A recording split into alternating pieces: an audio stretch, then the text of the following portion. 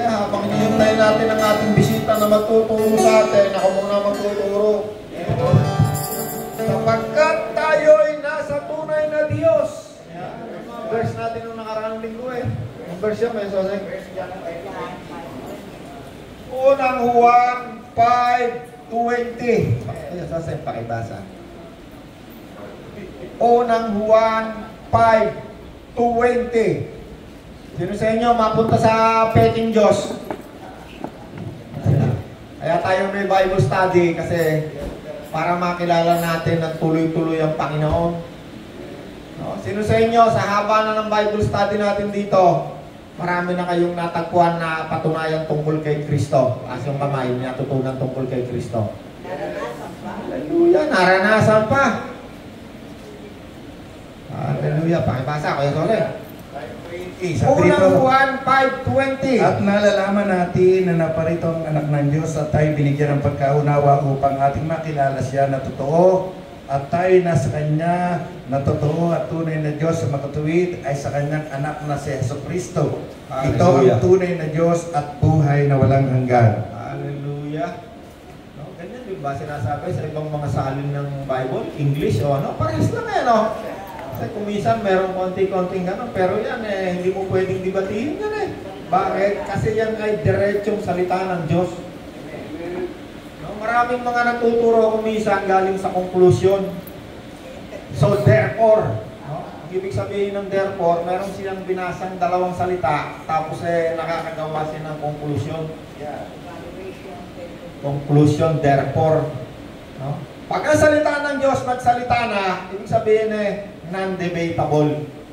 Dibatiin mo ang Diyos. Kung ang Diyos mo ay tatlo, pwede kaya Diyos ka magsumbong. Dibatiin mo ang Diyos, kayo magdebate. Pagka itong diretso na salita ng Diyos, wala na yung debate. John 14:7. Yes, Jose, paki.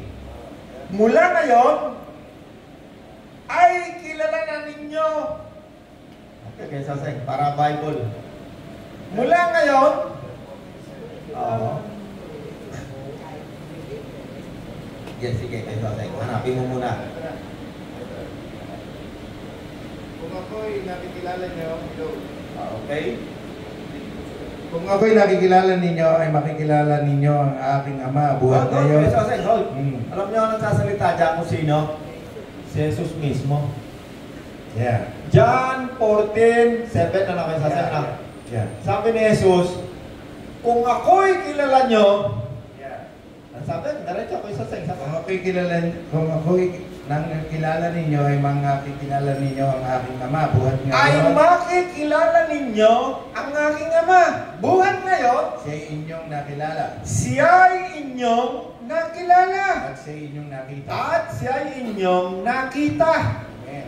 No? Doon sa unang pinasa natin, sabi doon, tayo ay nasa tunay na Diyos kay Jesucristo. Okay, ngayon naman, sabi ni Kristo ng Panginoon, kung ako'y kilala nyo, kilala nyo na rin ang aking Ama at inyong nakita. O, huwag kang gagawa ng therefore, ha? So therefore, walang ganon. O, kasi hindi diretsong sinasabi ni Jesus, ako ang Ama. No, hindi sinasabi ni Jesus, ako ang Ama, ako ang Diyos. Hindi ganon, walang salitang diretsong ganon. Kaya sabi ng Panginoon, huwag kang lalampas sa nasusulat. No? Sabi din ng Panginoon, huwag kang gagawa ng hindi nakasulat, dadagdagan mo at kukulangan. Kasi, pag ikaw ay gumawa ng ganon, lalabas ka doon sa tinatawag na, so therefore. Ang ibig sabihin ng so therefore, nakakagawa siya ng mga ideya, konklusyon, na hindi naman yun ang nakasulat. Kaya nakakaroon ng maraming mga doktrina ng sekta-sekta ng mga relihiyon kasi nakakagawa sila ng, babasa sila ng 2 sitas, 3, tapos gagawa na sila ng konklusyon. So therefore, merong 4 na Diyos. May Diyos Ama, may Diyos Anak, may Diyos Ina pa. Meron pang kung ano-anong Diyos. Iisa lamang ang Diyos, sabi ni Kristo. Ang ating Ama. Okay? Para sa atin, iisa lamang ang Diyos. Yan sa pakibasa. Alam nyo, kaya tayo nabasa ng Bible para makita natin mismo sa Bible na yung pinag-uusapan natin, hindi katang-isip. Hindi rin therefore, hindi konklusyon. Kasi itong ating mga pinag-uusapan dito galing sa Bible mismo, diretso. Yeah. Ang tawag natin ay purong salita ng Diyos. No? Pero mga nagtuturo, sabi, full gospel ika kami, pero ang daming kulang, ang daming sobra. Yung iba naman, gitna lang. Kaya nakakagawa sila ng mga doktrina. Okay, kaya sasabihin, para sa akin, sapagkat bagamat mayroong mga tinatawag na mga Diyos, ngunit, maging sa langit o maging sa langit at sa lupa, gaya ng maraming Diyos at maraming Panginoon, sa ganang ngunit sa kanang atin na sumasampalataya kay Kristo, mananampalataya, ay may isa lamang Diyos, ay mayroon lamang iisang Diyos. ang Ama. Ang verse na kayo, Sosen? 1 Corinthians 8:6. Okay. Ang nagtuturo dyan, alam niyo kung sino? Si Apostol Pablo. O, kailangan malalaman natin sino nagsasalita, anong panahon, Yeah. no? Sino mga si Nanay Pachi, doctorate degree yan sa Harvard University eh. Sabi ni Apostol Pablo, alam natin na dito sa mundong ito, maraming Diyos, maraming Panginoon. Pag eleksyon tayo, no? Si Panginoong Chua, si Panginoong, yung mga politiko, minsan ginodiyos yan ng mga tao eh. Pinapanginoon nila yan eh. Nung araw kami, puro alipin kami ng Panginoon doon sa aming lugar, kinalakihan namin. Ay, lahat ng bahay ron, may pabarilyon. May paril, mahaba, may maiksi. Kasi ang Panginoon namin doon sa lugar namin, yung mga tao ron ng araw. Hindi ko na sabihin kung sino. So, sa ikulan mo, ngunit para sa atin ng mga sumasampalataya kay Kristo, kasi si Apostol Pablo, siya ang apostol para sa atin ng mga hintil. Siya ang nagtatag ng pananampalataya ng mga hintil. Yes. Right. No, kasi tayo ay itinuring niyang isang gusali, building, na ang nagtayo ay mga apostol. Yes. Hindi tayo yung mga tao ng panahon ng mga propeta at mga Hudyo, hindi tayo ron. Tayo ngayon ay mga hintil na itinayo ng mga apostol. Kaya may nakikinig sa ating abogado, huwag tayo salita si Atty. Pac. Delikado tayo dyan. Okay, sunod mo. Okay, sa ganang natin ay may isa lamang Diyos. May isa lamang Diyos, hindi dalawa ha. Isa lamang Diyos. Ang tawag dyan, pag isa lamang ang Diyos mo, ang tawag sa iyo, monolithic. No, kasi si Abraham, meron naniniwala yan sa isa lamang Diyos. Ang lumikha ng langit at lupa. Tayo ganun din. Yes. Tuloy mo kayo, Sosay. At nabuhat sa kanyang lahat ng mga bagay at tayo sa kanya. At isa lamang ang Panginoon sa Yesu Cristo. Ulit. Ngunit sa ganang atin ay may Sa isang ganang Diyos, ating, mayroong isa lamang Diyos, ang Ama ang Ama na lumikha ng lahat ng bagay, at tayo'y nabubuhay para sa Ama, at isa lamang ang at Panginoon. isa lamang ang Panginoon. Okay ha? Kasi minsan malilito kayo dyan eh, pagka hindi kayo nagbabasa ng tuloy-tuloy sa salita ng Diyos. O yan, may dumating tayong Amerikano, dalawa. O yan, puka muna dyan, mga kaibigan. Yeah. Ayan, po kayo dyan. Please come here! Ako, delikado ang English ko rito, maubusan ako nito. Parang kailangan ko ng abogado de, Okay. Okay, ayan, habala tayo ng Amerikano. Po. Upo kayo, bilisan nyo! Ay, papakilala ko lang yung dalawang Amerikano na yan. Dalawang Amerikano na yan, alam niyo ba ano ginagawa niya? Meron sila ditong bahay ampunan na 30 taon na yata mahigit. At sila ay nagpapaaral ng mga batang walang magulang, mga tinatapon na ng lipunan, mga wala na silbi. Pupulutin nila yan, alagaan. Paaralin nila yan hanggang makatapos ng kolehiyo. Pagkatapos ng kolehiyo, hahanapan nila ng trabaho yan. Yung kanilang oras at yaman, binibigay nila sa mga Pilipino. Nangalaman ko nga, parang ako'y naiiyak kasi dapat tayo gumagawa yan eh. Pero may mga taong gumagawa niyan. Okay? Kaya nga nagpunta rito sa akin yan, naghahanap ng trabaho yung ilan nilang mga graduate. Sabi ko ayaw mo, hanapan natin, tulungan natin. O balik tayo sa salita ng Diyos. Hallelujah. Ngunit gana sa atin, may isang Diyos lamang, ang Ama, na lumikha ng lahat ng bagay at tayo nabubuhay para sa Kanya. May isang Panginoon, sa Yesu Cristo, na sa pamagitan niya, inilikha ang lahat ng bagay at sa pamagitan niya ay nabubuhay. Hallelujah. Lagi natin pinag-uusapan dito yan, Sabi ni Apostol Pablo, ngunit para sa atin na mga hentil na sumasampalataya, iisa lamang ang Diyos. Hindi dalawa, ha? Monolithic, ha? Ibig sabihin ng monolithic, galing sa isa lang, isang malaking bato. Now, lahat man dyan sa Bible, ang pananampalataya dyan ni Abraham, isang Diyos na lumikha ng lahat ng bagay. No? Sinabi ni Apostol Pablo, sino yung isang Diyos na yan eh? Ang tawag natin, Ama. Yan ang unang itinuro sa atin ni Kristo, tawagin ninyo ang Diyos, aming Ama. Okay? Sabi ni Apostol Pablo, isa lamang ang Diyos. Sino? Ang lumikha sa lahat ng bagay. O, kasama ka na dyan. Kasama ka. Sa Genesis, yung pinag-uusapan natin na pagkalikha, hiningahan. Nilagyan tayo ng Espiritu ng Diyos. No? Bago hiningahan, may buhay na yung mga hayop. Yari na lahat. Lagi natin pinag-uusapan eh. At nung sila'y nadaya ng dyablo, sila naman ay namatay. Hindi pisikal na namatayan, hindi rin espiritual, hindi rin pisikal na buhay ang binigay. Nung sila'y nadaya, namatay, hindi pisikal, espiritual din. At yung buhay na yon ay ibinalik sa atin ni Kristo. Kaya nung bago siya umakyat sa langit, at sila'y hiningahan ni Kristo at sinabi niya, tanggapin mo ang Espiritu Santo. Ibig sabihin, Espiritu yung binigay. Amen? Okay. Balik tayo ngayon. Unang verse, sabi ni Kuya Soseng, isa lamang. Ano sabi doon? Si Kristo, tayo yung nasa tunay na Diyos.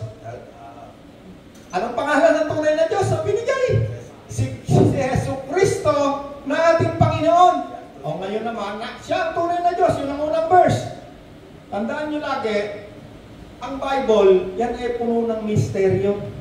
Mystery, hiwaga. Hindi yan madaling unawain ng isang taong wala si Kristo.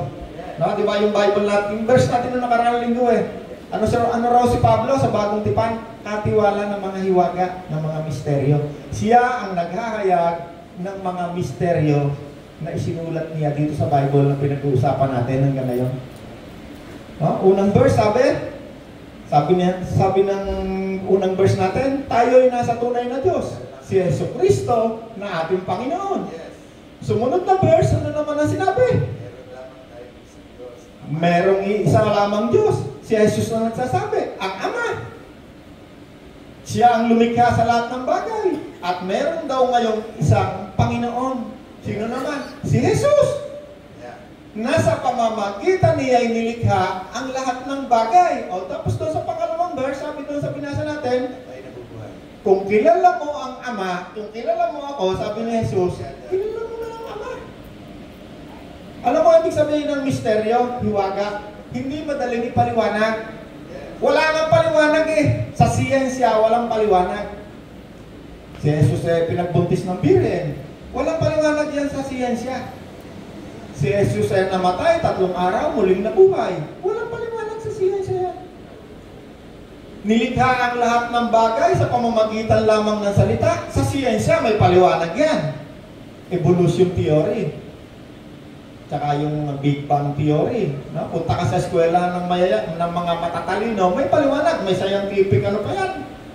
No? May million years na mga unggoy nagiging tao. Isipin mo yan na naniniwala sila roon sa mga teorya. Pero sa Bible, di sila naniniwala. Alam niyo kung bakit? Kasi yung misteryo, hindi yun nauunawa ng isang taong wala si Kristo. Yun ay nauunawa lamang. Ano ba binigay sa atin ng Panginoon? Number 1, karunungan. Iba yan sa karunungan ng tao. Kaalaman. Iba rin yung tinatawag na kaalaman sa Diyos. Pag Bible binasa mo, kaalaman sa Diyos. Knowledge, wisdom, knowledge. Meron pa isa. Understanding. Pagkaunawa. At mauunawa mo lamang yung mga bagay na yan tungkol sa paglikha kapag ikaw ay tumanggap kay Kristo bilang Panginoon. Kapag ikaw isang mananampalataya. Yung mga verse natin, may mga verse yan. Hindi ko na lang sabihin nyo lahat. Ano sabi ron? Iisa lamang ang Diyos. Sino? Ang Ama. Si Kristo ang nagsasabi. Si Apostol Pablo ang nagsasabi. Ganito kayo manalangin. Sabi ni Kristo, tawagin ng Diyos, aming Ama. Kaya maraming tao, pag yan ay binasa, gagawa yan ng therefore. So therefore, konklusyon niyan, may Diyos Ama, may Diyos Ina, may Diyos pang Naku, ayoko nang banggitin eh. Kasi pag ang Bible ang binasa mo, mabubunggo mo lahat ng mga doktrina ng reliyon samot-samot. Bakit? Kasi ang Bible, mauunawa mo lamang yung misteryo dyan sa pamamagitan ng understanding na ibinibigay ng Diyos. Ang nagtuturo, Espiritu Santo. Kaya ang sabi sa Espiritu Santo, siya ang dakilang guro. Ang Espiritu Santo, siya ang guro na pinakamatala sa lahat ng guro. Bibigyan kaniya ng pangunawa, understanding. Yung pangunawa na yan, understanding na yan, minsan hindi yan maipaliwanag, mahirap ipaliwanag. Kasi nga, misteryo na inire-reveal. At si Pablo, yung mga apostol, ang trabaho niyan, pinagkatiwala sa kanila ang pagre-reveal ng mga misteryo. Ano yung verse natin ng nakarang linggo? Kami ay katiwala sa bagong tipan ng mga misteryo. Yung apostol na ng 1 Corinthians 4:1. dito pala sa akin. Ayan. Sige, Kuya Jose. 1 Corinthians 1 Corinthians 4:1. Sige, pakibasa kayo, Jose. 4:1. Palagay nga kami na sino nga ng mga ministro ni Kristo at mga katiwala ng mga hiwaga. Ayun, hiwaga, misteryo. Ano ba ang definition ng hiwaga, misteryo? Attorney, anong definition? Wala tayo kay attorney, pag sumala tayo dyan. Ang abogado, pag yan ay sumala ka ng konti sa terminology, eh huli ka dyan. Misteryo, attorney, mystery. Anong meaning ng misteryo, mystery? Sa Tagalog, hiwaga. No? Pag tinignan mo diksyonaryo, ay ibig sabihin nun, mga bagay na mahirap ipaliwanag. Yung definition sa mundo. Kasi yung misteryo, ginawa nila sa pelikula. O misteryo ika ng buhay ni Pastor Tim. No? Ibig sabihin na hindi natin alam, nakalihim, nakatago. Pero sa Bible, ang misteryo nire-reveal sa pamamagitan ng salita ng Diyos. Okay? Paano nahiwa? Sabi doon, ang salita ng Diyos, ang Espiritu, ang salita ng Diyos, ito'y napakatalas. No, di ba sinabi sa Bible? Ang salita ng Diyos ay double-edged sword. Ito'y nakapaghihiwalay sa espiritu, sa kaluluwa, sa laman. No, dapat natin mawala sa isip natin. Tayong mga tao na nandito, hindi tayo katulad ng hayop na walang espiritu at kaluluwa. Tayo meron. Kaya kung minsan, pag wala sa iyo si Kristo, napagkakamalan mo yung konsyensya. No? Ang Espiritu Santo, ang salita ng Diyos, yan ay nagre-reveal sa pamamagitan ng salita ng Diyos. Isa lamang ang Diyos, ang Ama. Siya ang lumikha ng lahat ng bagay sa Genesis. Paano nilikha? Salita lang. Ang salita ay nagkatawang tao. Anong pangalan? Jesus. Pero doon sa Genesis, Espiritu, sila ay magkasama. Kaya ang Panginoon, pag yan ay nagsasalita, pagbasahin mo ang Bible, lahat ng sinasabi ng Panginoon makikita mo. Magre-reveal sa iyo ang Espiritu Santo, ipapakilala niya sa iyo si Kristo. Kaya ang Panginoon, bago siya umalis, bago siya nagpunta sa langit, sabi niya, "O Tim, huwag kang mangulila, babalik ako." Basa natin lahat yan eh. Hindi kita iiwanan ng ulila. No? Ibig sabihin ng ulila, wala ka nang kasama, wala ka nang magulang. Sabi ng Panginoon, huwag kang mag-alala, ako'y muling babalik. No? Kaya yun namang mga galing sa Jerusalem, huwag kayong aalis ng Jerusalem hanggang hindi kayo napagkakalooban ng kapangyarihan. Anong kapangyarihan yun? Ang tawag, Espiritu Santo. So therefore, huwag kang gagawa ng therefore, ha? Ang Espiritu Santo, gagawin mo na naman pangatlong Diyos. Hindi ko sinabing hindi ako naniniwala sa Espiritu Santo. Napakatotoo. Pero wala kang makikita sa Bible na mayroong Diyos na apat. Isa lamang ang Diyos. Ang Ama. Siyang lumikha ng lahat ng bagay. Isa lang ang Panginoon, si Jesus. Pero ang Diyos, ang salita ng Diyos, nagre-reveal katulad nga nung unang binasa natin tayo ay nasa tunay na Diyos. Kasi doon, nung hindi pa siya nagkakatawang tao, magkasama sila ng Ama. Isa lamang kasi ang Espiritu hindi nabibilang. Sa Genesis, hindi nabibilang. Pag sinabi mong Espiritu, walang physical na naman, hindi mo mabibilang. Applicable lamang ang bilang. Kung nakikita mo, bilangin mo nga hangin, kung ilan, hindi mo mabibilang. Tarne, may bilang ba hangin? Wala rin. Kasi tubig yun liquid Ilagay mo sa plato, mabibilang mo yan. Yung tubig. Pero hangin, hindi mo naman mabibigay na lalagay sa plato yun Pwede mo siguro ilagay sa plastic. Oh, kaya lang hangin pa rin pag so sa espiritu, noong ang Panginoon ay hindi pa nagkakatawang tao, siya ay espiritu. At noong ang Panginoon ay nagkatawang tao, ang unang ginawa, pinakita kay John the Baptist, ang makita mo na bumaba ang Espiritu Santo. Hindi naman yung pinakita kay Atty. Hindi naman pinakita sa lahat yun. Ang pinagpakitaan lang noon si John the Baptist kasi sabi ng Espiritu Santo, makita mo bumaba ang Espiritu Santo. Siya ang magpapautis mo sa apoy. Okay. Hindi sila naghihiwalay. Sa John pa nga lang ang Panginoon at siya ay napuspos ng Espiritu Santo. Si John the Baptist nga nagbuntis at siya ay puspos ng Espiritu Santo. Pinakikita lang sa atin ng Espiritu Santo o ang Ama na tinatawag na Espiritu ay magkakasama. Lagi sila magkasama. Sabi ni Jesus, ako at ang Ama, hindi kami naghihiwalay, isa lang kami. Lagi sila magkasama. Ako at ang Ama, nung nagkatawang tao si Jesus, nandun sa kanyang Ama. Bumaba dumapo Wala namang nakakita ng kalapate. Kaya huwag kayo maghahanap ng kalapate, ha? Ang Espiritu Santo, pinakita lang yun sa anyong kalapate sa isang tao. Yun namang apoy, nung panahon ng Pentecostes, at bumaba ang dilang apoy. Huwag kayo maghahanap ng apoy, ng dilang apoy. Kasi ako, 30 years na ako. Sa dami nang nakausap kong Kristiyano, wala pa ako kahit isang nakita na mayroong nakitang bumabang dilang apoy. Bakit? Kasi sa aklat ng Gawa, habang si Pedro ay nangangaral, ang Espiritu Santo bumababa sa lahat ng mga nakikinig tungkol sa mabuting balita. Sapagkat ang pananampalataya ay bunga ng pakikinig ng mabuting balita tungkol kay Jesus. Walang mangangaral kung hindi siya sinugo. Si Atty. Hindi mangangaral yan kung hindi sinugo ng Diyos yan. At habang sila'y nakikinig, although mayroong mga pinapatungan ng kamay, talaga namang ang dami. Pero dito sa panahon natin ng mga hintil, tayo'y inalintulad ni Apostol Pablo at ng mga apostol, tayo mga hintil ay itinayo ng mga apostol. Hindi propeta nagtayo sa atin, si Jeremiah, hindi. Apostol. Kaya ang mga turo at mga aral na ating pinapanaligan ay tungkol doon sa tinatawag natin lagi bagong tipan. Sabi ni Jesus bago siya umalis, ito ang dugo, yung Last Supper patawag doon, huling hapunan. Ito ang nagpapatibay ng ating tipanan, kasintahan. Naging kasintahan natin ngayon si Jesus. Isang araw siya ibabalik at tayo magsasama ng habang buhay.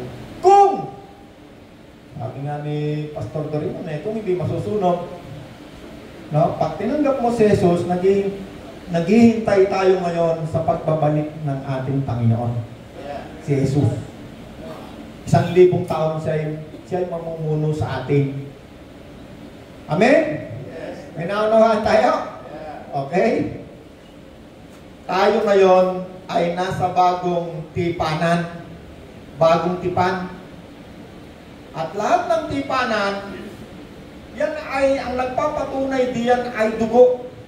Diba? Nung yung KKK, pero silang dugo doon nila ginaya yan sa Bible yung nihiwa. Tapos ginagano. Ang Espiritu Santo, yan ay hinahalin tulad sa dugo. Ang dugo ni Kristo ang naglilinis sa ating mga kasalanan. Espiritu Santo. Amen? May natutunan tayo. Magagalit na naman sa aking mga sekta niya Kasi hindi ko raw ginagawang Diyos ang Espiritu Santo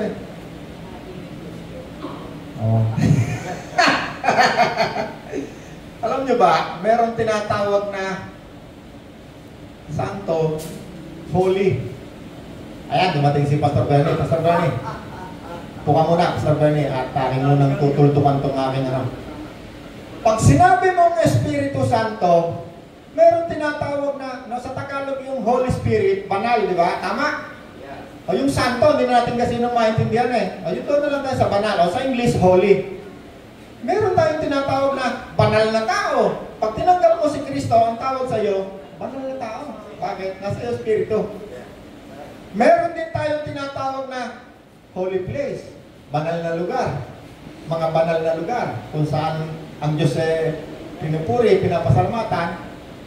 Yung Espiritu ng Diyos, ang tawag din natin sa Kanya, banal na Espiritu. Kasi dalawang uri lang Espiritu narito. Pag hindi evil, holy. Ay siyempre, pag ang Diyos pinag-usapan mo, Espiritu ni Kristo, Espiritu ng Ama, holy.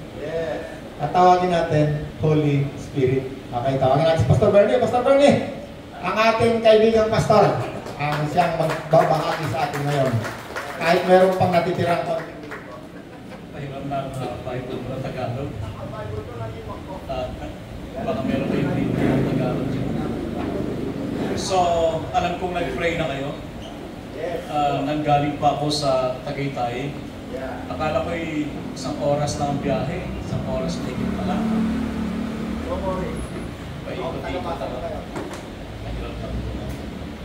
Pwede ba tayong magsitayo ulit? Yes. At sandali lang naman po ang ating pag-aaral. Lord, maraming salamat sa pagkakataon na kami po ay makasama ninyo at makasama ng inyong mga anak upang mag-aral ng inyong mga salita. Thank you so much sa gabay ng Banal na Espiritu Santo, ang aming guro, at siyang magpapaliwanag at magbibigay liwanag, Panginoon, sa isip at puso ng inyong mga anak. Thank you. We bless you, God, in Jesus' name. Amen. So, happy birthday, Kuya Olan, ha? Haba ng celebration. So, nais ko pong basahin sa inyo, isang talata lang ito sa aklat ng Epeso. Dito sa Epeso chapter 4, sa verse 1. At ito ay sulat ni Pablo, sabi niya, "Kaya't ako, na isang bilanggo dahil sa Panginoon, ay nakikiusap sa inyo na mamuhay kayo ng gaya ng nararapat sa mga tinawag ng Diyos." Sa wikang Ingles, sabi rin, "I beseech you, brethren, that you walk worthy of the calling with which you were called in Christ Jesus." So ang bawat isa sa atin ay may pagkatawag. Sino rito ang mga mananampalataya ng ating Panginoon Jesucristo? So automatic po yun. Kung ikaw ay mananampalataya ng Panginoon, may pagkatawag sa inyo. Hindi mo pwedeng tawagin ang sarili mo sa gusto mo lamang. Kagaya ng tinatawag natin ang ating sarili na doktor, kasi gusto ko lang. Hindi naman ako doktor. Pwede nating tawagin ang ating sarili na abogado, pero hindi naman tayo abogado. Yung gusto lang ba natin? So hindi natin pwedeng tawagin ang ating sarili sa gusto lamang natin. We cannot call ourselves the way we would like to call ourselves. Marunong mo managalog itong Amerikano nating audience. Marunong naman pala. Okay, sorry. So, hindi natin pwedeng tawagin ang ating sarili sa gusto lamang natin, kundi kinakailangang tawagin natin ang ating sarili ayon sa pagkatawag sa ating Panginoon Jesucristo. At kaya nung sabi niya, dahil mayroon tayong pagkatawag mula sa Panginoon, ang kanyang ipinamamanig sa atin, lakaran natin, ipamuhay natin.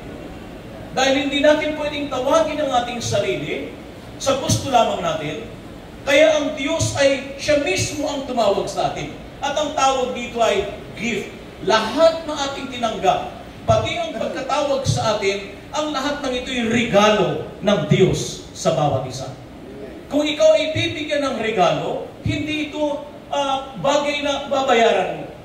Hindi ito bagay na pagtatrabahuan mo. Ito'y bagay na tatanggapin mo ng may pananampalataya, kalakip ng pasasalamat, at i-enjoy mo ang regalong iyan na kung saan dapat ay napapakinabangan. So ano ba ang pagkatawag sa atin ng ating Panginoon? Ito ay ating babalikan ang ilang mga sinabi ni Pablo dito sa Epeso chapter 1. Lalo tigit doon sa verse 3.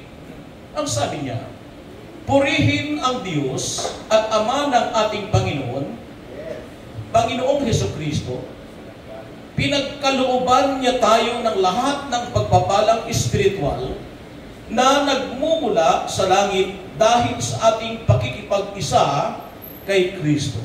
So tingnan po ninyo. Una na sinabi ni Pablo na pagkatawag sa atin, bunga ng ating pakikipag-isa kay Kristo, tayo ay kanyang pinagpala na. O, sabihin mo sa katabi mo, pinagpala ka na. Kaya huwag mong tatawagin ang sarili mo na sinumpa. Kasi kay Kristo Jesus, pinagpala ka na. Sa wikang English, in Christ you're already blessed. With every spiritual blessing that is in heavenly places in Christ Jesus. So dahil ikaw ay kay Kristo at suma kay Kristo, si Kristo'y suma sa iyo, ang isa sa pagkatawag sa iyo, pinagpala ka. Ano ang meaning ng pinagpala? Ay maraming pera, kagaya ni Kuya Ola. Aha. Yung mayroong titulo na don. Ang ibig sabihin ng pinagpala, sa wikang English ay blessed, somebody who is empowered by God to prosper. Binigyan ng Diyos ng kakayanan na managana. Managana saan? Hindi lang sa pera. Managana sa lahat ng bagay. No? Na nagpa-prosper. Ibig sabihin, lumalago, umuunlad, umuusad. May movement, mayroong movement, may kakayanang umusad, hindi pabalik. Umusad, pasulok. Kagaya ni Pastor Sosi. Ang naging kaibigan. Si Bishop Alex ay dito. Bishop. Ilang taon na ba tayo magkakilala? 19? Nung Tiempo Hapon pa. Praise God. So tingnan mo ang sarili mo. At lakaran mo ito. Saan ka man pumunta, may pera at wala. You have to look at yourself as somebody who is already blessed. Empowered to prosper. Kasi ang iba nag-aantay na, sana magkapera ako para masabing ako'y pinagpala. Ang pera ay bunga lamang ng pagiging pinagpala mo. Ang pera ay resulta lamang ng titulo mo na ikaw ay pinagpala. Ikaw ay in-empower ng Panginoon para magkapera.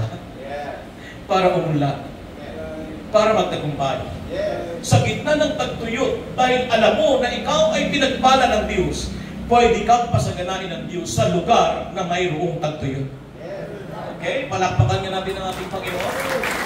Kasi maiksi lang ang ating assignment dahil late nga ako. At pag walang pumapalakpak, humahaba ang sinasabi ko. Pero pag may pumapalakpak, umiiksi ang aking mensahe. O, sinong gusto dito, maiksi lamang at eksaktong alas 8 matatapos ako. Anong gagawin ninyo? Alam na. Alam na this, no? So yun ang una. Tingnan mo ang sarili mo. At tawagin mo ang sarili mo na ikaw ay pinagpala. Baka mamaya, pupunta ka ng palengke, wala kang pera, at sasabihin mo, sinumpa ata ako kasi wala akong pera. May pera at wala. Kung ikaw ay kay Kristo Jesus, ikaw ay isang taong pinagpala. Ano nga ang meaning ng pinagpala sa wikang Ingles? Empowered to prosper. Ang mga taong sinumpa, as ilan ng sumpa, empowered to fail. Empowered to become defeated. But thanks be to God, wala na tayo sa ilalim ng sumpa. Dahil kay Kristo Jesus, pinagpala niya na tayo. Pangalawa, ang sabi niya dito sa verse 4, bago palikhain ang sanlibutan, ay pinili na niya tayo upang maging Kanya. Pinili ka na niya. Hindi yung pipiliin pa lamang. Ang ibang mga Kristiyano, nagpapakasumikap, nagpapakabait para piliin. Na para bagang ang pagpili na nanggagaling sa Panginoon ay pagtatrabahuan mo, hindi na yun regalo. Tama? Lalabas nun, sweldo mo eh. Pero ang lahat na ating tinanggap mula sa Diyos, lahat ng ito ay regalo, biyaya. Pinagbayaran ni Kristo doon sa krus ng Kalbaryo, una ng kanyang buhay, pangalawa, ng kanyang banal na dugo. Ang banal na dugo ni Kristo, yun ang naghugas sa ating anyong makasalanan. At ito'y kanyang pinalitan ng anyong mayroong katwiran sa harapan ng Diyos. Kaya ang pangalawa na sinabi niya, pinili ka na niya. At dahil ikaw ay pinili na, pwede bang kumilos ka naman nakapili-pili? Kasi ang kanyang ipinamamanig dito, ipamuhay mo na ang pagkapili sa'yo. Pinili ka na, pinagpala ka na, ay mukhang sinumpa naman ang kilos mo. Pinili ka na niya, pero parang hindi naman ang kilos mo ay kapili-pili. Parang ikaw mismo ang nagdi-disqualify sa sarili. You are already chosen. Even before the foundation of this world. Hindi natin plinano, hindi natin inisip, hindi natin pinangarap na piliin ng Diyos. Pero bago ka pa nalangin, ikaw ay pinili na ng Diyos. Maging wala pa ang lahat, kasama ka sa pinili ng Diyos. Kaya ka nga nabuhay. Dahil kasama ka sa pinili ng Diyos. Dahil kung hindi ikaw kasama sa pinili ng Diyos, hindi mo makakasama si Kuya Olan. Hindi niyo ako makakaharap. Salamat sa Diyos na tayo pinili ng ating Panginoon. May apelyidong pinili. Kahit hindi piliin, pinili pa rin. So, dahil maiksi lang, 15 minutes lang ang natitira sa akin. Huwag mong pagsusumikapan na piliin ka.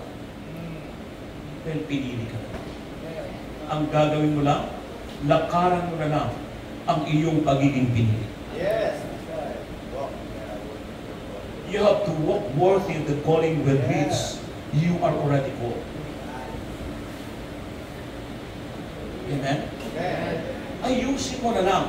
Kumbaga, kung ang kilos mo at buhay ay parang hindi angkop sa pagiging pinili, ayusin mo ang buhay. May pag-asa pa. May pagkakataon pa. Yan ang mga pupong mukhang pinili. Nakadi-4.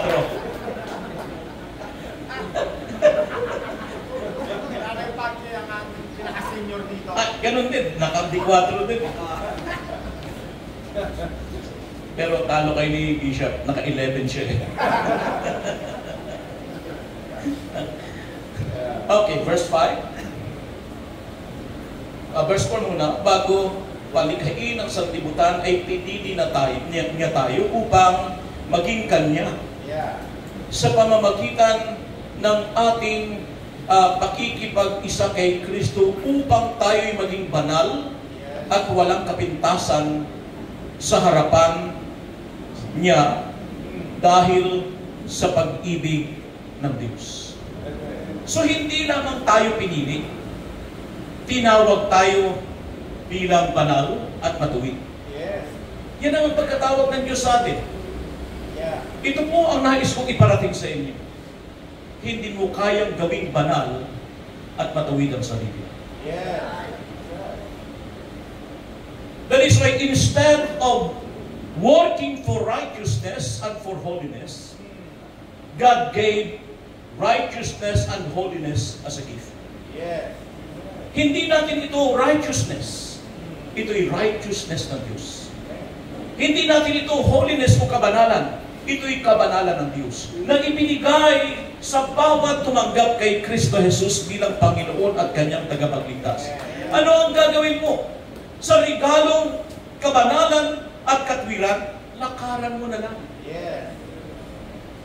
Dahil kung ikaw ay babase sa iyong sariling kabanalan sa pamamagitan ng mabubuting gawa, ay mga kapatid, araw-araw, disqualified ka din, araw-araw, hindi nawawalang nagkakamali ka. Ilang beses na kayo nangako, hindi ko nasisigawan ang misis ko. Sabihin mo sa katabi mo,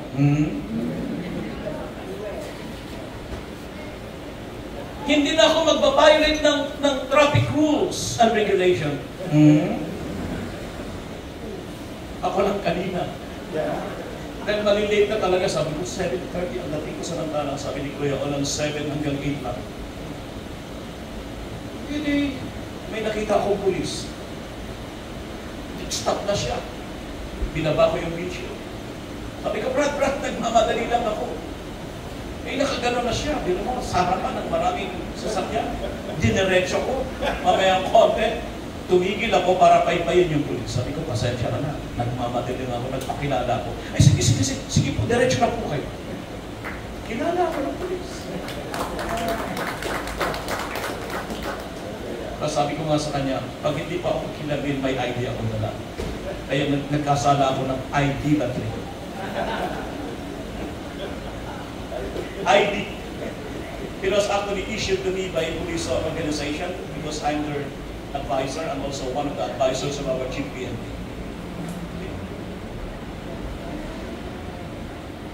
Ang tawag nila sa akin, bishop na walang coordination. Okay? So, ibig sabihin, ito yung isang paalala sa ating lahat na tinawag ba na tayo na banal at tinawag tayong maluwid. Lalakaran mo na lang. Yun, ay aso kumahol. Bakit kumakahol ang aso? Dahil siya ay aso. Magtaka kayo kung yung aso na yun ay nagbiniyaw. Tama? Kung ang isang pusa, para ito'y kumahol, kinakailangan gawin siya aso. Tayo dati ay parang pusa, nagnimiyaw. Pero tayo ginawa, binago tayo ng ating Panginoon. Sa kaibuturan ng ating puso ay isang bagong nilalang na kanyang inanyuan ayon sa kanyang wangis, ayon sa kanyang larawan, ayon sa kanyang katwiran, ayon sa kanyang kabanalan. At ang gagawin na lamang natin, paniwalaan natin na mayroon tayong ganoong klaseng uri ng buhay, lalakaran na lamang natin. At wala naman dito makapagsasabing, Pastor, hindi ako nagkasala. Yun lang na sinabi mong hindi ka nagkasala ka na. Kaya ang ginawa ng Panginoon, for us to be secured in Him. Because everything na binigay sa atin ng Panginoon, it has an eternal nature. Something that cannot be changed. Something that cannot be touched by our situation.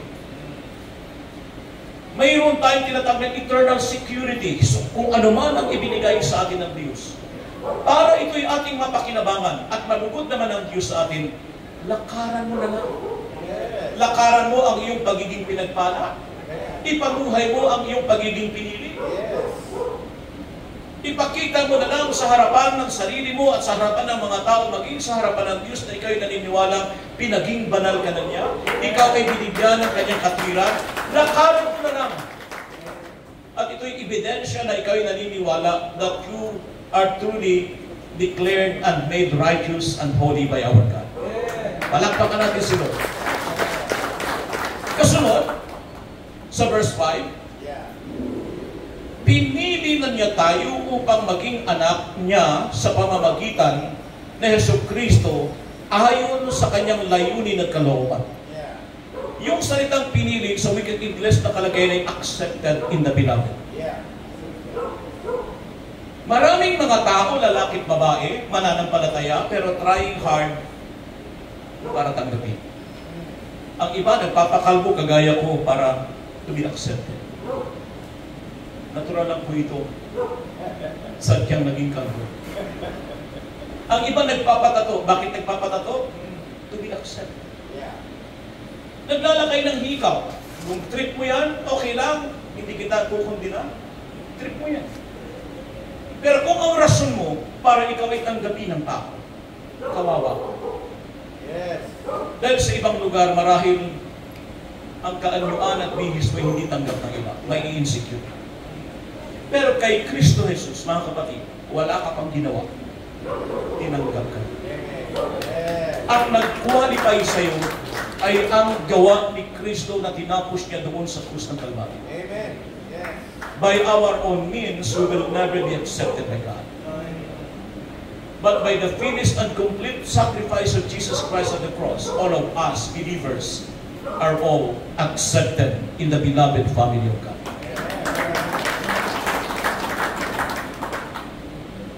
Dito, alam mo na tinanggap ka ng Diyos. Ibig sabihin, wala ka ng dahilan para ikumpara mo ang sarili mo sa katabi mo. Wala ka ng dahilan para makipag-compete sa iba. Para lamang tanggapin. Dahil una sa lahat, kay Kristo Jesus, tinanggap ka na ng ating Diyos. O kalabitin mo yung katabi mo, tanggap ka ni Lord. Kaya dapat tanggapin mo na rin ang itsura mo.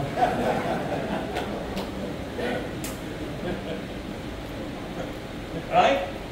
At dahil ang buhay mo'y katanggap-tanggap sa Diyos, ito ang dahilan bakit dapat kang maligo araw-araw. Dapat kang magbihis ng maayos. Dapat magbihis ka ng isang taong talagang totoong katanggap-tanggap. Tama? Dapat nagtutubras. Pastor, taga-hakot lang naman ako. Huwag mong sabihin sa sarili mo, taga-hakot ka lang. Una sa lahat, oo, taga-hakot ka. Ikaw ay isang uring taga-hakot na pinagpala, pinili, pinaging banal, ginawang matuwid, at ang bandang huli sa ating pinag-aralan, tinanggap ka ng Panginoon upang ang tingin mo sa sarili mo ay hindi nakabase sa sinasabi ng ibang tao. Ang daming sasabihin ng ibang tao sa iyo, kahit masipag ka ba, sasabihin ng ibang, kunwari lang yan. At kung nakabase ang iyong pagtingin sa sarili mo sa salita ng iba, mag-insecure ka araw-araw. Kaya lang naman masipag yan, nandiyan si Bossing Olan. Nandiyan si Ate Merlin nakatingin. Pero kung nagpapakasipag ka na nga, mayroon ka bang maririnig?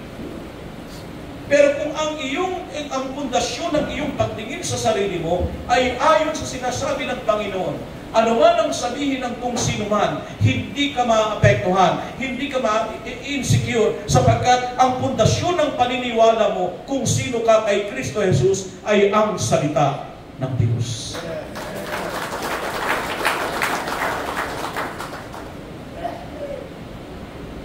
Sabihin mo sa katabi mo, tanggap ka na.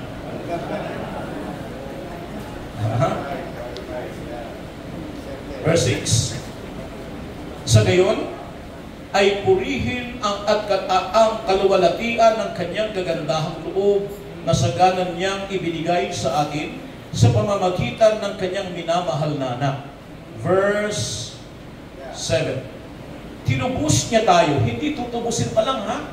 Tinubos niya tayo, tinubos tayo ni Kristo sa pamamagitan ng kanyang dugo at pinatawad ang ating mga kasalanan. So, ang kasunod na pagkatawag sa atin, tinubos na niya. Hindi yung tutubusin pa lamang. Kasi kung tayo tutubusin pa lamang, ito ang maiisip natin. Dapat magpakasipag ako, dapat magpakabait ako, dapat talagang ako ay sumusunod at ako ay ganito at ganoon. Isang malaking pagpapahirap sa sarili mo. Dahil ang katotohanan, hindi mo mapeperpekto maging ang pagsunod. Sa lumang tipan, ang talagang ipinapatupad ng Diyos ay ang pagsunod. In the Old Testament, what God is requiring His people is to obey 100%.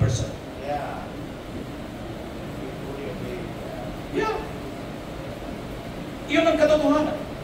If you will fully obey all His commandments, then blessing will follow. Question is, may nakasunod ba sa Old Testament?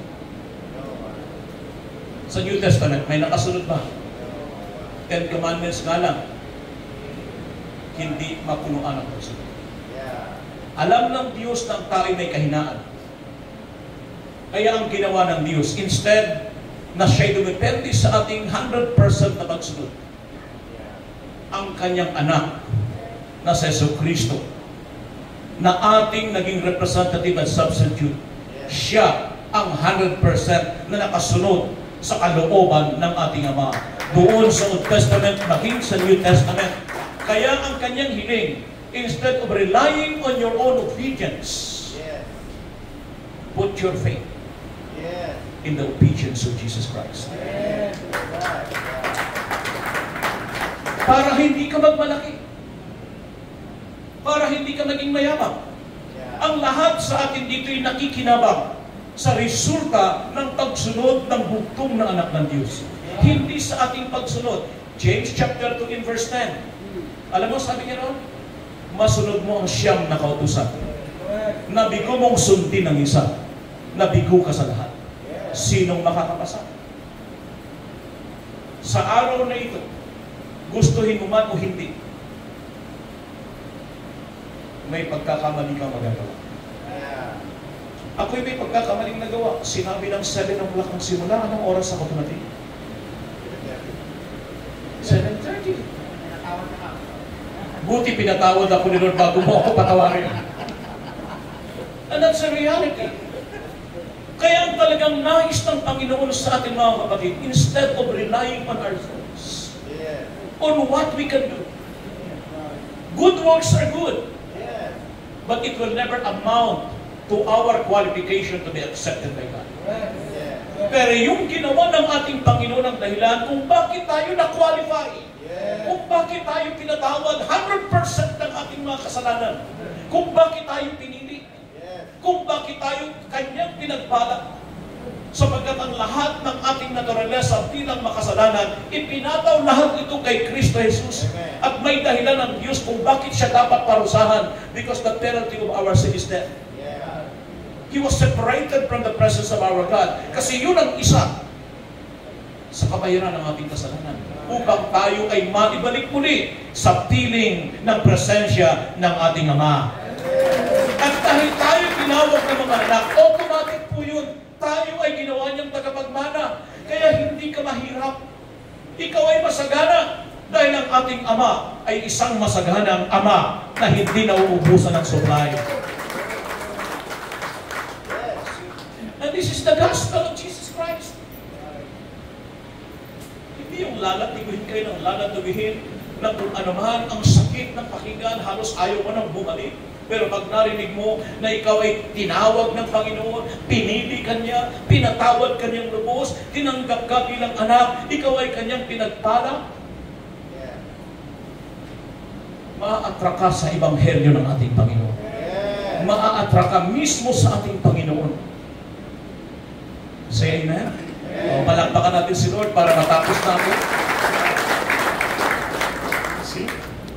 Tingnan mo, pag maraming palakpak, pumikik siyang mensahe. Pero pag walang palakpak, anong mangyayari natin? Hahaba. Hindi ang buhok ko, kundi yung mensahe. Right? And then, sabihin mo sa katabi mo, pinatawad ka na niya. Sabihin mo sa kanya, pinatawad ka na niya. At dahil pinatawad ka na, ayusin ang buhay.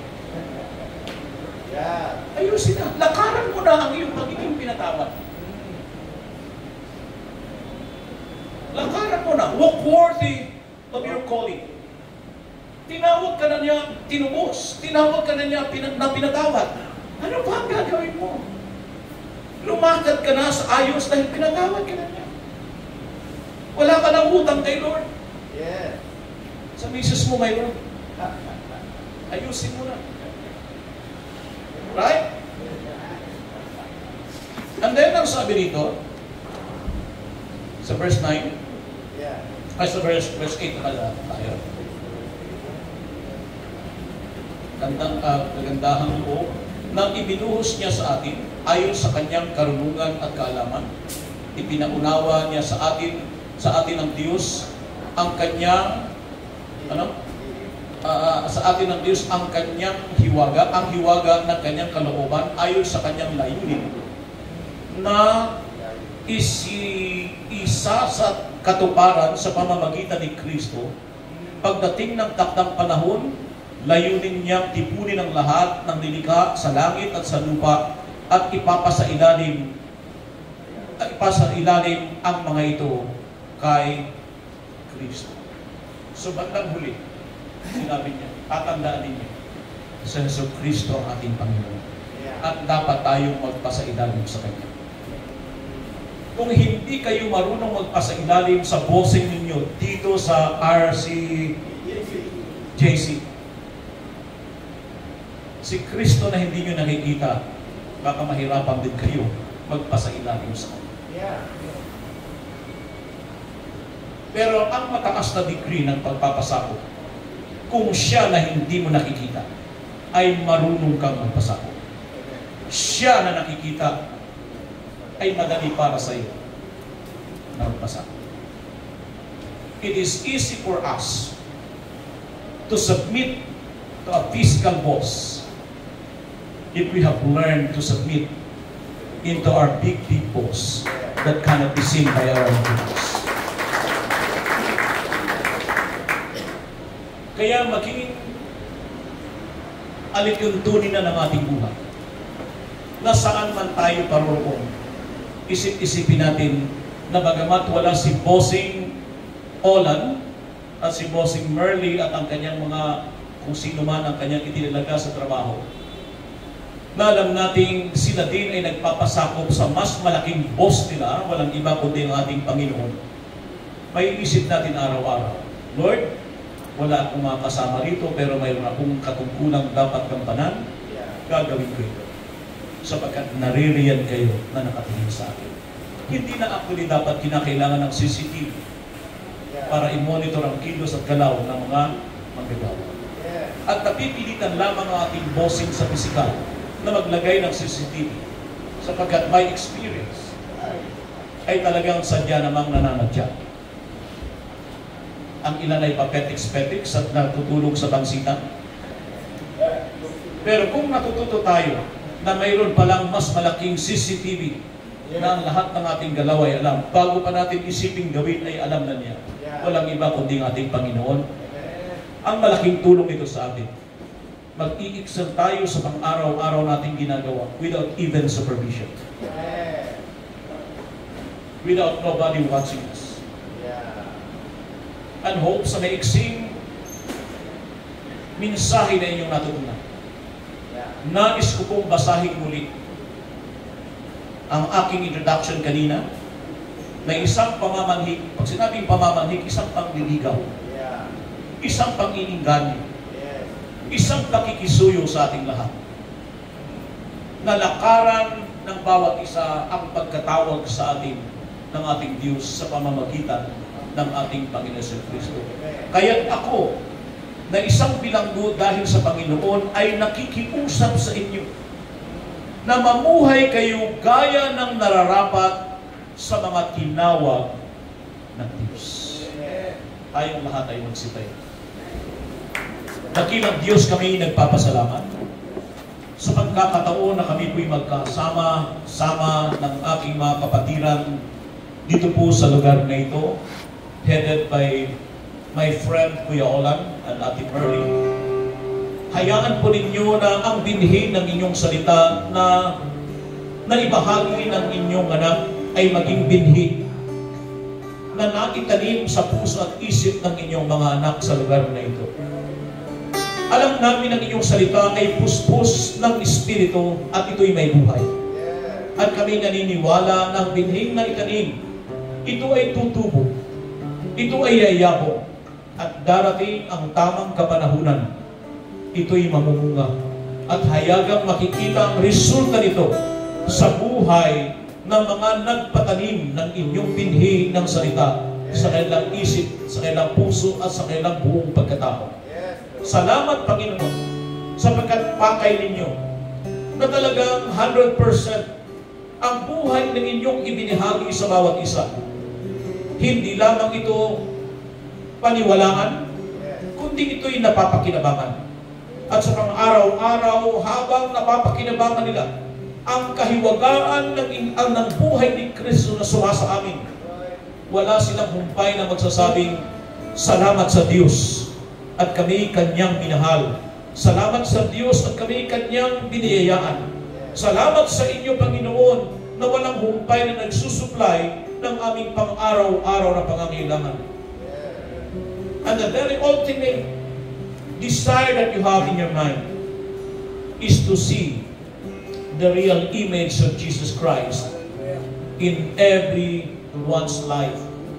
Sapagkat pag nakikita ang larawan imahe ni Kristo sa amin, kayo'y naluluwalhati. Kayo'y nabibigyan ng parangal. Kaya salamat, Panginoon. Ipinapaubaya ko po ang bawat isa sa kanila dito. Kasama na ang kanilang big boss na narito, Panginoon, si Kuya Olan at ang buong Perillo family. Patuloy na dumaloy, Lord God, ang pabor mula sa altar ng inyong biyaya upang sila'y bigyan ng buhay araw-araw, pag-asa araw-araw, katiyakan ng iyong mga pangako, ito'y inyong ibibigay at ipapamala sa kanila sapagkat hindi kayo tao na nangako. You are not a man that you should lie. What you said, you will fulfill it and you will make it good. Sa inyo ang papuri, sa inyo ang parangal. Sa dakilang pangalan ng aming Panginoon Jesucristo, ang lahat ay magsabi ng Amen. Hallelujah. Teka lang, saglit lang. Saglit lang ha. Napakaganda ng take-out natin kay Pastor, ano? Yeah. Tayo ay tinawag para maging banal. Yes. Matuwid. English, holy, matuwid. So kung tayo ay tinawag at tayo ay ginawa na ngayong banal, holy, no? Katulad ng kanyang halimbawa, dati tayong aso, ginawa tayong tao, banal. At dahil tayo ngayon ay mga holy man and woman, so kumbaga, hindi na tayo ngayon tatahol. Tayo ay gagawa na ngayon ng mabuti. Magmamahal tayo sa ating kapwa, sa ating asawa, sa mga tao sa paligid. No, si Pastor Bernie, isa rin yan sa katulad natin na dating masama. Katulad ni Pastor Alex, factory ng kasamaan. Pero ang katunayan na sila ay naging mananampalataya, tumanggap kay Kristo, ginawang banal, iniwan ang kasamaan. At ngayon ay nangangaral ng mabuting balita para yung mga taong masasama makarinig din ng magandang balita, maging mananampalataya rin ni Kristo at gumawa ng mabuti sa ating kapwa. Amen. Katulad ng ating dalawang bisita, dating masama. Parang lahat ng nakikilala ko mga kaibigan ko, mga dating masasama. Pero ngayon, dahil tinanggap si Kristo, ngayon gumagawa ng mabuti, nagmamahal sa kapwa. Amen! Ikaw ay hari at tagapagligtas, banal mong pangalan. Salamat, Panginoon, sa mga tao nga nito na nakarinig ng mabuting balita. Gamitin mo, Panginoon, ang salaping ito upang magmahal sa aming kapwa. Maraming salamat sa iyo sa umaga ito. Ang aming pangalan ni Jesus, ang Panginoon.